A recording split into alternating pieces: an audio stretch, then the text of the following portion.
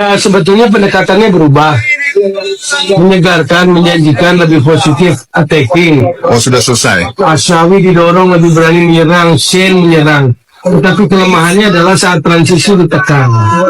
Jadi secara posisi ini cukup baik dibandingkan beberapa pertandingan sebelumnya. Dari sisi shot on target ke gawang, saya catat ada 5 di babak pertama. Hal yang kita temui di 3 pertandingan sebelumnya. Secara sepak bola ada perubahan, ada sesuatu yang lebih mengesankan gitu loh. Ada pendekatan yang berubah. Ternyata pemain-pemain naturalisasi ini nggak cuma bisa bertahan, mereka juga bisa menyerang, bisa possession, kuasai bola, bisa kendalikan. Hanya kecolongannya adalah ternyata di transisi ada banyak space-space terbuka yang kemudian dimanfaatkan oleh pemain China. Jadi ternyata bukan 4-3-3 karena setelah 10 menit berjalan Indonesia main dengan 3 center back lagi. Ijaz di tengah, Mes Hilger di kanan, Calvin Verdong di kiri. Wingback kirinya Shane Patinama, wingback kanannya Asnawi Mangku Alam Bahar. Hanya memang pendekatannya lebih ofensif, lebih positif, lebih berani. Pendekatan awalnya menjanjikan, tapi tadi kecolongan ya. Iya. Jadi ada bola mati, tendangan bebas, set pieces, ada situasi cover bola yang gagal dari Shane Patinama. Merasa berbeda proses naturalisasi yang dialami dengan yang sekarang terjadi? Daripada saya dulu. Yes. Ya. Ya sekarang terlalu gampang. Dulu harus ikut aturan Indonesia saya. Apa yang paling susah, Bang Loko? Karena dulu ada aturan di Indonesia. Kalau misalnya saya mau cari naturalisasi harus ada aturan 5 tahun tetap di Indonesia saya. Nggak bisa pulang ke negara saya. Itu pertama. Dan waktu itu di dalam 5 tahun saya kena musibah ya. Adik saya meninggal sama kakak saya dibunuh dari belakang, saya nggak bisa pulang. Karena saya boleh pulang, tapi kalau saya pulang, itu semua aturan saya batal semua. Harus mulai dari awal lagi. Karena harus 5 tahun tetap di Indonesia aja. Pernah merasa menyesal nggak mengorbankan dan melalui hal-hal yang susah tadi, bahkan keluarga yang dikorbankan? Nggak, tidak menyesal sama sekali. Saya bangga. Kenapa Bang Loko? Kenapa sebangga itu sih kok mau sedemikian rupa membela Indonesia? Kenapa? Karena saya punya istri, saya punya anak-anak, dan saya cinta Indonesia. Ya, apa yang disampaikan Loko itu betul. Dan sebenarnya sampai sekarang dalam undang-undang kewarganegaraan itu masih sama. Kalau yang memang persyaratannya bagaimana memberikan pewarganegaraan untuk dalam hal ini atlet sepak bola gitu. Tapi yang berbeda dengan yang terjadi sekarang sebenarnya adalah yang berhubungan dengan pemain keturunan. Karena pemain keturunan di sini ada dalam satu pasal tertentu yang berada dalam undang-undang kewarganegaraan itu yang membuat mereka tidak perlu dalam 5 tahun berturut-turut tadi. Ada pengecualian. Assalamualaikum warahmatullahi wabarakatuh. Salam Om Swastiastu, Namo Buddhaya, salam kebajikan dan salam sejahtera untuk kita semua. Saudaraku sebangsa dan setanah air, para pecinta bola mania di mana saja kalian berada, salam olahraga. Kali ini saya kembali lagi menemani pemirsa sekalian dengan cuplikan-cuplikan video terkait dengan berita olahraga, khususnya informasi olahraga dari Timnas Indonesia, dan yang terbaru adalah pertandingan dari Indonesia melawan China yang sudah kita saksikan semalam di tanggal 15 Oktober 2024. Tentu di awal cuplikan video tadi kita semua sudah bersama-sama mendengarkan komentar dari seorang pengamat bola yang bernama Bung Towel. Silakan pemirsa sendiri yang menilai apakah seorang Tommy Welly ini komentarnya pas ataukah tidak. Terus terang, setiap orang punya hak yang sama untuk bersuara. Setiap orang punya hak yang sama untuk menilai, untuk mengkritisi. Dan memang benar bahwa dalam pertandingan antara Indonesia melawan China yang sudah kita saksikan semalam, ada keteledoran yang dilakukan oleh Sintayong selaku pelatih Timnas Indonesia, di mana starting line up-nya itu kenapa Rizky Ridho, Tom Haye itu tidak dimainkan. Tentu ini yang menjadi kekecewaan besar buat supporter timnas Indonesia. Tetapi apapun itu, seringkali saya selalu mengajak pemirsa sekalian bahwa mari kita menjadi pendukung timnas sejati, dan apapun kritikan-kritikan dari kita dipersilakan selama kritikan-kritikan itu sifatnya membangun, why not? Selama kritikan-kritikan itu sifatnya agar timnas bisa berkembang, harus kita suarakan. Karena kritikan-kritikan yang positif itu sebenarnya bukti rasa cinta kita kepada para pemain timnas kita. Bukti rasa cinta kita kepada Coach Sintayong, atau bukti rasa cinta kita kepada PSSI. Harapan kita boleh tinggi, tetapi ingat bahwa dalam dunia olahraga itu tidak ada yang bisa kita prediksi harus menang dan menang ataupun harus kalah dan kalah. Namanya permainan bola, dan kita ketahui bahwa bola itu bundar, kapan saja kita bisa menang dan kapan saja kita bisa kalah. Dengan demikian saya ingin mengajak pemirsa sekalian, mari kita tetap menjadi supporter timnas sejati. Berikut ini ada beberapa komentar yang saya awali dengan pernyataan keras atau kritikan keras dari Coach Justin kepada Coach Sintayong. Mari kita simak cuplikan video berikut ini. Kali ini gue kritik Sintayong. Ya, Gue nggak paham pergantian pemain sama sekali. Ini eksperimen aneh sih sebenarnya. Nggak boleh lu bereksperimen kayak gini. Lu turunin tim yang sebelumnya main bagus. Buat apa lu main bagus kalau next match-nya dicadangin? Gue tanya lu sebagai pemain. Iya. Ini ada Ya, kekuatan. tapi kecuali kalau lu main kayak main babak kedua bisa. Kalau lu cadangin Haya lagi ya good luck aja, jujur aja. Iya. Stay out, itulah beberapa kata-kata dari netizen yang dari kemarin guys ya. Seakan-akan kalau stay out itu adalah jawaban. Menurut aku orang-orang nggak ngerti bola ini apa yang gimana gitu ya. Padahal udah ngikutin bola dari lama masih bisa aja berkuat-kuat stay out gitu. Jelas-jelas kayak kita itu kayak apa namanya ya, kayak udah nggak ada harapan lagi ke Piala Dunia. Padahal harapan kita masih sangat besar. Kita itu masih punya 4 laga kandang itu sebenarnya. Masih kita berkandang lawan Arab, lawan Bahrain, lawan Jepang, lawan Cina. Masih ada 12 poin yang masih bisa kita perjuangkan sebenarnya gitu. Kayak udah pupus aja harapan kita, nggak ada harapan lagi gitu. Jangankan 3-4 besar ya guys ya, 2 besar aja kita masih ada kemungkinan besar bisa lolos gitu. Jadi apa sih masalah netizen ini kalau kalah sekali itu langsung stay out, nyalahin pemain? Apa yang kalian dapat dengan gitu? Bukannya malah mendukung pemain kita, malah menjatuhkan mental pemain kita. Kan timnas kita juga yang rugi hanya gara-gara egois kalian nggak bisa menahan kemarahan kalian gara-gara satu pertandingan gitu. Kita belum pernah kalah. Apa yang kalian harapkan sebenarnya? Kita juara grup di grup C, peringkat 2 di grup C. Harus tahu juga dong kita ini di mana. Sepak bola kita ini baru berkembang 2 tahun ini, seakan-akan kita ini sangat superior gitu. Kalau kalah langsung menghujat pemain, itu yang dikesalkan oleh Justin Hubner juga sebenarnya ya. Kalau misalnya kalah, netizen langsung menyerang pemain. Kalau menang menyanjung setinggi langit. Come on lah, kita ini masih harapan kita masih sangat besar loh. Kalau supporter aja kayak gini dikit-dikit STY out, kalau kalah formasinya begini salah. Ya benar, STY itu mungkin melakukan kesalahan. Namanya juga manusia, pasti ada 1-2 kesalahan yang dilakukan. Tapi selama ini target STY selalu dia capai, selalu tercapai kok target STY apa yang diberikan oleh Pak Erick Thohir. Jadi kita tunggu aja lah. Toh kita masih akan berkandang 4 partai lagi kan. 3 dan peringkat 4 itu masih terbuka lebar buat kita gitu. Jadi ya come on lah, kita juga harus tetap mendukung support pemain kita. Nggak usah menyerang IG pemain, nggak usah menyerang media sosial pemain kita, karena kita juga yang rugi, karena kita pengen timnas kita masuk Piala Dunia kan.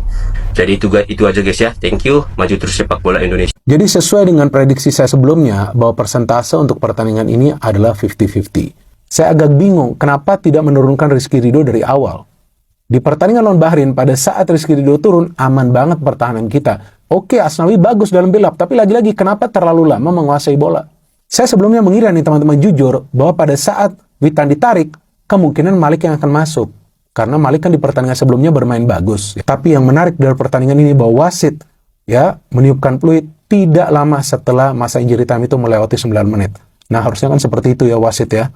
Adil ya. Oke guys, itu adalah komentar-komentar dari netizen di season kedua.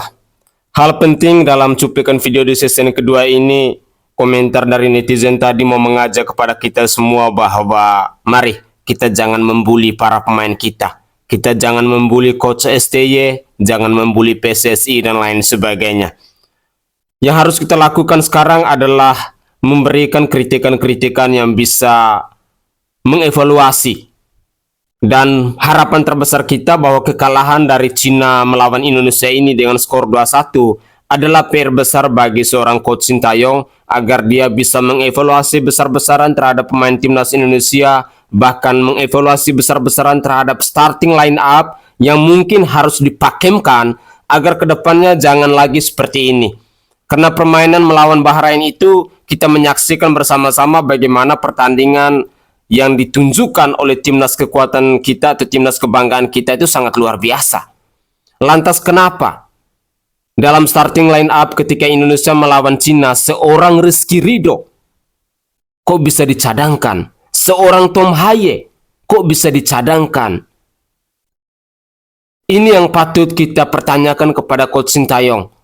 Dan harapan-harapan saya bahwa kritikan-kritikan kita benar-benar mau mengingatkan kepada seorang Coach Sintayong agar kedepannya dia jangan terulang kembali. Dan yang saya harapkan adalah minimal timnas Indonesia itu ada starting line up yang pakem.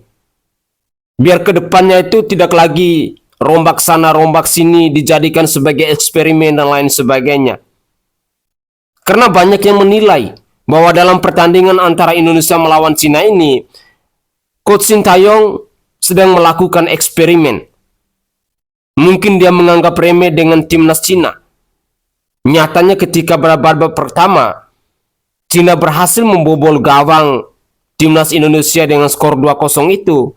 Tentu ini adalah sebuah hal yang semestinya tidak terjadi. Dan bersyukur saja bahwa ketika masuk ke babak kedua, di mana di situ Tom Haye dimainkan, lalu seorang Rizky Ridho dimainkan, kita pun bisa melihat bagaimana ada perubahan yang begitu signifikan ketika kedua pemain ini masuk di tengah lapangan. Karena jujur, setiap pemain itu antara satu dengan yang lain pasti punya chemistry. Sementara mereka dalam lapangan itu ada 11 pemain, minimal dari ke-11 pemain ini harus punya chemistry yang sama. Banyak yang menghujat, banyak yang mengkritik Asnawi. Terus terang, hal-hal seperti itu sebenarnya tidak boleh kita lakukan ketika kita sampai membuli, sampai menyerang akun-akun media sosial dari timnas kita. Jangan. Berilah motivasi kepada mereka agar mereka bisa lebih semangat, agar mereka bisa memperbaiki. Tunjukkan bahwa kita ini adalah supporter timnas sejati. Mau kalah ataupun menang, tetap kita selalu membela timnas kebanggaan kita. Itu adalah harapan dari saya. Mari kita simak lagi cuplikan video di season terakhir ini.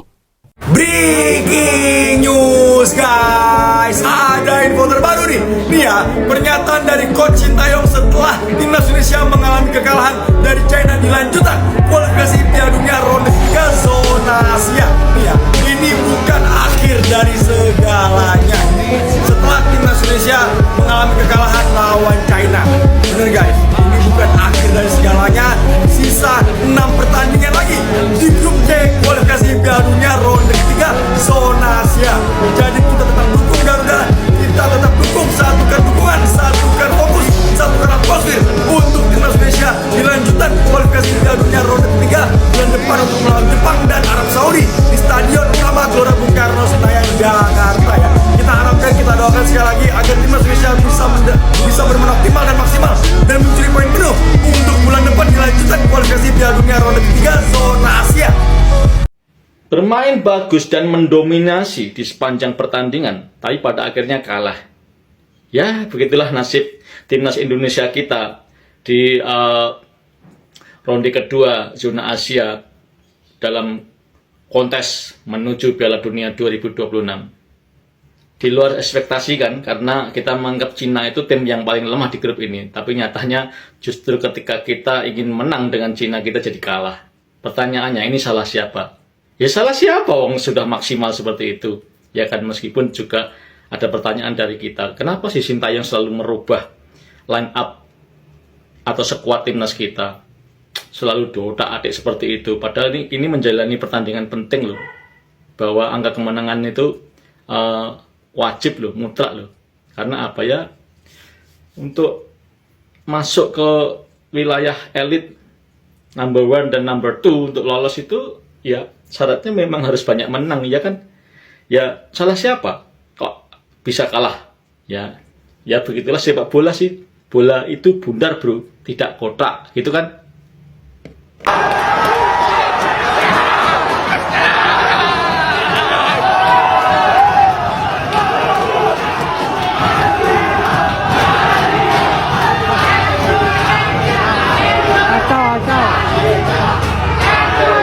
Wasitnya sudah benar ini malam, tapi kau lagi yang tidak benar, Asnawi. Maksudku, pas babak belur nah Indonesia bisa cetak bola. Ada apa itu kira-kira, Asnawi? Bagaimana kira-kira nih lawan Jepang? Udah siap ini mental mukanya, Asnawi? Kayaknya dia mau jadi kapten dulu nah ini besok malam atau kapan kah lawan nanti Jepang? Dia mau dulu jadi kapten nah. Persiapkan dulu mental mukanya, Asnawi. Kayaknya ini saya besok mau nggak jadi Parisu. Blunder lain Sintayong selain meremehkan Cina adalah memasang Asnawi jadi kapten. Ya padahal udah bener ya Sintayong menunjuk Jay Itzes jadi kapten ya. Secara pengalaman, secara kualitas, dan pengaruh Jay Itzes di dalam tim itu sangat besar. Bahkan melebihi Asnawi, melebihi Jordi Amat, melebihi Fahrudin. Jadi kenapa Asnawi yang dijadikan kapten lagi sama Sintayong? Menurutku ini blunder parah sih dari Sintayong. Ya Asnawi ini kan selama ini di timnas kan cadangan mati ya kan. Jadi secara leadership dia itu nggak punya loh, nggak punya leadership. Bagaimana pemain cadangan memimpin pemain inti kan begitu. Yang kedua secara kualitas ya, kualitas Asnawi itu jauh di bawah. Kita lawan timnas Cina yang diisi pemain lokal. Ya oke lah Asnawi main di Port FC Liga Thailand. Tapi kalau kita lihat Liga Thailand itu ya di kompetisi rank Liga Asia itu kalah dari Cina ya. Cina nomor 7, Thailand nomor 8. Makanya musim ini Cina itu mengirim 3 wakilnya di Liga Champions Asia Elite. Sementara Thailand cuma 2. Artinya seluruh pemain timnas Cina itu kualitasnya pasti di atas Asnawi yang main di Liga Thailand. Makanya secara rating tadi malam Asnawi termasuk yang paling rendah ya. Kehilangan bola, pelanggaran gak jelas. Kalau kita ingat alasan Sintayong dulu menunjuk Asnawi kapten, salah satu alasannya adalah pemahaman taktik. Tapi kalau kita lihat tadi malam, Asnawi seperti orang yang linglung. Jadi ini memang salah satu pertanyaan besar untuk Sintayong. Semoga Sintayong bisa membenahi ini semua dan menjadikan timnas kembali kuat seperti dulu. Salam Di Matteo. Buat yang ngebully pemain timnas Indonesia, khususnya Asnawi, sini gue kasih tahu. Sebelum kita lanjut, buat yang masih ada tanda tambahnya, dipencet, di follow-in gue. Sikat! Ya banyak banget yang ngebanjirin kolom komentarnya Asnawi dengan bulian. Dengan kata-kata yang menurut gue nggak pantas untuk diomongin ke pemain timnas Indonesia. Apalagi Asnawi. Asnawi udah pakai ban kapten bertahun-tahun. Sudah banyak jasanya Asnawi untuk timnas Indonesia. Jadi kalian nggak berhak untuk ngebully Asnawi ataupun ngebully pemain lain. Ya benar, kita kalah semalam. Kalian kecewa? Nggak apa-apa, wajar. Tapi jangan kalian lampiaskan kekecewaan, kemarahan kalian ke pemain timnas Indonesia. Asnawi nggak perform? Yes, gue setuju. Tapi bukan cuma Asnawi yang nggak perform. Beberapa pemain lainnya juga nggak perform. Seperti Sen Patinama, Mees Hilgers, dan beberapa pemain lainnya termasuk juga Witan. Taktik Sintayong nggak buruk. Kita menguasai bola. Kurangnya apa? Kurangnya fokus di lini belakang. Dan di lini depan kurang kreativitas untuk membangun serangan. Jadi kita mudah untuk ketinggalan 2 gol dan sulit mencetak gol untuk membalas keunggulan. Sesederhana itu aja. Jadi jangan nyari kesalahan apalagi ngebully pemain. Kritik boleh, bully jangan. Komentarnya sikat. Pemirsa sekalian, itulah cuplikan-cuplikan video yang bisa saya persembahkan ke hadapan pemirsa sekalian terkait dengan informasi-informasi olahraga dari Timnas Indonesia. Harapan terbesar dalam cuplikan-cuplikan video ini yang ingin saya sampaikan bahwa jangan lagi kita membuli para pemain timnas kita. Jangan lagi kita membuli PSSI. Jangan lagi kita membuli Coach Sintayong. Mari kita membangun narasi-narasi yang positif untuk memberikan dukungan kepada para pemain timnas kita. Soal kalah menang itu barang biasa. Jangan jadikan ini sebagai sebuah penyesalan dan kekecewaan yang berlarut-larut dalam diri kita. Karena itu pastinya akan mengganggu juga pikiran kita, dan dengan demikian kalau kita mau membangun narasi yang positif, pasti itu akan berguna bagi para pemain timnas kita. Saya sangat yakin dan percaya, kecewa itu wajar-wajar saja, menyesal itu wajar-wajar saja, tetapi jangan terlalu lama. Mari kita kembalikan mood positif kita untuk mendukung para pemain timnas kita. Kalau bukan dari kita supporter timnas Indonesia yang membangun motivasi kepada para pemain timnas kita, siapa lagi? Ayo, skuad Garuda adalah yang terbaik. Timnas Garuda tetap menjadi yang terbaik. Dan dengan demikian sebagai supporter timnas Garuda, kita harus menjadi supporter timnas sejati yang selalu siap berada di belakang mereka, entah di saat mereka menang maupun di saat mereka kalah. Saya Sainai dari Provinsi Nusa Tenggara Timur. Saatnya kita yang rakyat jelata harus berani untuk bersuara. Salam hormat, salam NKRI, dan salam olahraga untuk kita semua.